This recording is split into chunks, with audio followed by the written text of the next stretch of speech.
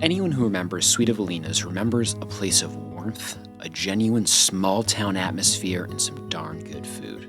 Polly and her late husband Tom started Sweet Evalina's stand in 2000, which is now the Woodstock Trading Post. Inspired by our friendship and a shared love of Woodstock, I wanted to share their story as part of my campaign. Here's our conversation with Polly Hayden and her sister Ayla. What did it mean to you to build that business and to have it be so important to the community? What it meant to me was our family had a big, giant restaurant, and it sat 500 banquet rooms and all that stuff. But the part that I loved about it was the coffee shop, where everybody knew everybody, and you knew what gossip they were going to be telling you or what you were going to tell them. And I wanted a place where people felt comfortable and at home, and I knew I could do good food.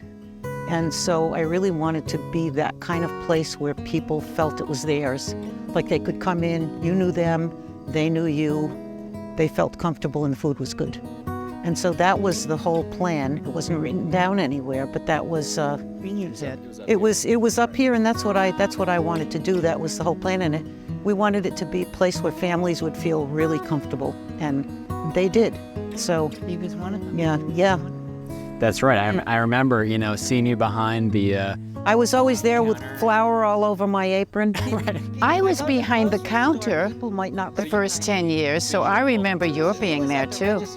There you go. Well, it's a family affair. 10 years. That's the deal. First 10 years. So, no, that was what the whole plan was, to have a place where, a local place where people felt comfortable and where they could feel at home, where you could tease them.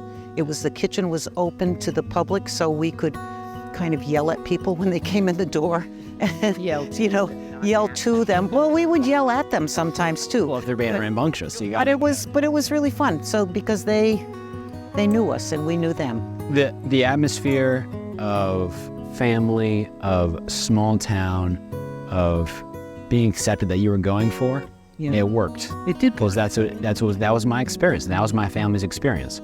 And every Friday night, pretty much for all of my middle school and high school years, it'd be Sweet Evalina's. Yeah. On Friday. And with my family. The town, And you gave me an opportunity, and my family an opportunity, to be together on that Friday night. Yeah. So I'm grateful for it. Oh, good. I'm glad, because that's what the whole purpose was. When we built the pavilion, which was built by a local guy who lumbered all the wood. He put it together like a tinker toy when he brought it it was really awesome. And it's all like post and beam and everything. But when we put that up, Tom and I would stand in the kitchen door and said, this is exactly what we wanted. It would be packed out there. A bunch of kids, a bunch of families, people having a good time. And yes, they would, yeah. We had some kids from Hyde who actually jumped into that horrible pond. Did they come out? Oh, they did. Okay. They did. As monsters. Oh my God, it was a riot. They must have dared each other. Only from Hyde. They wouldn't do that from the academy. No. Well, maybe I'm biased, but I agree with you. It's another reason I like the town, because when they had exams, when they had final exams or something, the kids would line up all the way out the second door to come have lunch after their finals. You'd have, that was a lot of fun. And when the campus moved south, we kind of lost that. Interesting. Okay. So I used to tell them, I said, we used to joke with the academy that they need to build a cross bridge, so that the kids wouldn't get hit by a car coming down. It's not so much a joke, right? Yeah. It didn't happen, obviously, but it was good being in business there, and I'm glad I'm retired. Yeah. Well, that's... Because we were there for 23 years, and that was, and our restaurant was 26 years. So 49 years of my antique life were in that. Wow. And I think that everybody who goes into politics should work in a restaurant at some time, because you get to know every different level of person and how to deal with people and how to talk to them and how not to talk to them. That's right. Who you can tease, who you can't tease. You learn all those things by being a restaurant person. Good point. I worked at the mansion in Bald Hill. Yeah. And part of I do weddings. Yeah. And these are people who are sort of the happiest moments of their life and their family's lives, or the family was there, of course. And sometimes, you'd have to, some people get a little rowdy, right? At their weddings, that's a happy day. But it's kind of the magic of it, and you're seeing love happen, and I think I worked all my friends' weddings. Okay, well, that's what you get for being such a great chef. And they put you to work. That was, when I was a lot younger. But waiting on table or working in the kitchen or whatever. It was so, I worked a lot of my friends' weddings. Well, you have a big family, too. And so then, there's occasionally things happen, like you spill gravy on somebody's beautiful dress. Did you do that? Of course I did. Right, she would never. Or if I did, I don't remember, because I'm too old to remember. Something you don't want to even remember in the first place, so that's all right. It was very, the experience here in Woodstock has been really good all the way through. Yeah. Pretty much everything about it has been good. Also joining us is Polly's sister, Ayla. Ayla's a little more reserved, a little spunky, but just as kind-hearted as her sister. She stopped to offer our cameraman grapes behind the camera, which he certainly appreciated. My name is Ayla Kardestuncer, also known as Ayla, also known as Junior. And I was brought up obviously in Brooklyn also, older than her. And I also went away for school. I went to college in Virginia.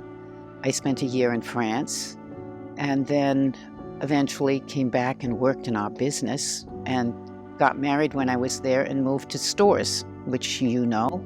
I lived there for 36 years, and we traveled from there quite a bit. Spent a whole year in China, spent a year in Europe, but ended up, when my husband died, I needed a change. And so instead of staying in my adorable little tiny log cabin in Stores, bought this beautiful antique property, 1770 in Woodstock Valley, technically. And so now I live out in the boonies. And I'm just not as active as Polly is. I didn't do business in town, but I try to stay active in various things. It's like the library and that kind of stuff. We now have book clubs and all sorts of things, but I didn't ever do as much as Polly has done here. But I still love it. I love it. I go for a walk on my property every day for at least, well, today I did 2.5 miles because you weren't there. Can I just interrupt for a minute? Before she moved here, she was very nervous about moving here because all of her friends were in Stores, and she was afraid they wouldn't follow her here, but they did. Yeah. And so she has friends from all over, and Yeah. both like the entertaining sort of fools that we are. We have people over. I love having people over. And you've seen my place. You know that it's conducive to that. Is my breakfast restaurant. And I'm retired. She makes me breakfast every morning after our walk. Yeah. So, And then we do the crossword puzzle, whatever. No, that's what I love. I love Woodstock because it's just so beautiful. How can you not love it? But I do wish I could get involved in some way in bringing new things to Woodstock. Like Polly talked about that breakfast place she's going to open. She was thinking of doing it here, in the house, until we found out that the Grange Hall was available. Theirs was a bond of sisterhood, one that may push and pull, but ultimately they remain inseparable.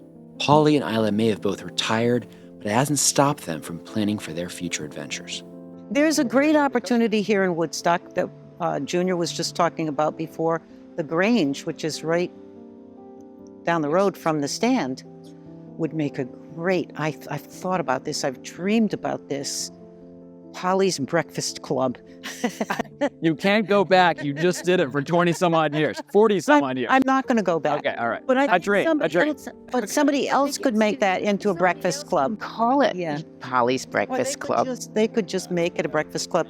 Because we don't have a breakfast place or a coffee shop anymore in Woodstock, and that's kind of shameful. Every town needs a place where people can come in and gripe and complain about their politicians. That's true. And so those politicians can go meet them there and hear it from their face. Pat Boyd always used to come and have meetups. While we were talking, we joked, we reminisced, and yes, we tasted some wild grapes on Polly's property. It smells so fresh, just so, that when you're in Hartford or you're in the cities, you forget how everything out here smells. I think there's some grapes right here. Oh, yeah. See that? So my kids are coming on Monday to help me pick grapes. These little babies, It's not ripe. no, but they taste good. These little balls of Seeds. a little tart, but they taste good. That's what makes the best jelly in the world. Good. So So do you make your own jelly here? I do. Really? I did crabapple from my crabapple tree. I did peach and rhubarb. They would have been my peaches if the squirrels didn't eat them all. They get to them first. So there you go. So I had to buy the peaches. But it's I've got a bunch of grapes over here. The kids are gonna help me pick them on Monday. We bring the tractor out. My son used to put a 10-foot ladder in the scoop of the tractor, lean it into the top of the tree, and I couldn't watch. Yeah. And we picked the this is where my donkey manure used to come. Ronnie just cleaned it. Yeah, you cut up the trees. There was junk in there. So an historic place where the donkey manure used to be. Yeah, I used to have, the best Democrat in Woodstock, Jack, Mammoth Jack, lived right here, and he's buried like over here. in town. Okay, there you go. There you go. Before we wrapped, I asked Polly and Ayla what advice they might be able to offer me. Here's what they said. I think that you are already doing it, the way you approach people, that you actually listen to them. Even the ones who don't agree with you, you listen to, and you understand their fears, maybe. I don't know how else to put that. And just maybe try to explain to them how unfearful it should be. What are you afraid of if we did this? What would it do to you? Would it hurt you personally in some way? Would it hurt your family in some way? Or what is it that would make you feel better about doing something? Knowing that the problem exists, how would you approach it? So, but I think you do that already. I think you already ask people what they think. And I think you're pretty good at listening. So that, I mean, I don't know if I can, because you did work in a restaurant, you pretty much know. If that's all it takes, then I got this in the bag here. Jeez. Listening to people is important, and letting them know that you're working on what it is that they want. Because most people think that, yeah, okay, you heard me, but what are you going to do about it? And you have ideas about what to do on most things. Can't do everything. I mean, at the federal level, it's the same thing. Okay, here's the idea. Now what are you going to do? And I think you're working on that.